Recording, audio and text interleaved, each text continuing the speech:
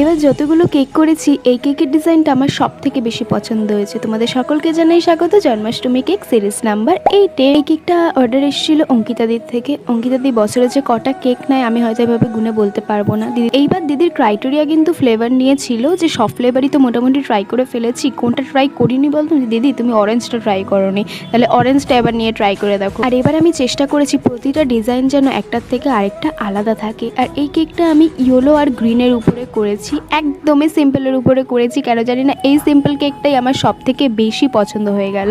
তোমাদেরকে সবসময় রিভিউ কিন্তু আমি স্ক্রিনশটে দেখাই, কিন্তু আজকের রিভিউ আমি ভয়েসে শোনাবো। এই কেকের ডিজাইনটা তোমাদের কেমন লাগলো অবশ্যই জানিও। এই কেকটা তো সেই গোপালের বার্থডে দিন কেটেছি, ওর থেকে ফ্রিজেই রয়েছে, ঠিক আছে। আজকে সেই সময়টা হয়েছিল, দুদিন ধর 3-4 দিন হয়ে গেছে ফ্রিজে রয়েছে, বাট ফ্রিজ থেকে বার করে সাথে সাথে খেয়েছি। কিন্তু যে স্পঞ্জ জিনিসটা সব প্রথম দিন খেয়েছিলাম সেই স্পঞ্জ জিনিসটাই ছিল, তো ঠিক ওরকমই ছিল। ইনফ্যাক্ট ক্রিমও কোনো রকম কোনো প্রবলেম হয়নি, ভালো ছিল, ফ্লেভারটাও ভালো ছিল, এটার অরেঞ্জ ফ্লেভার।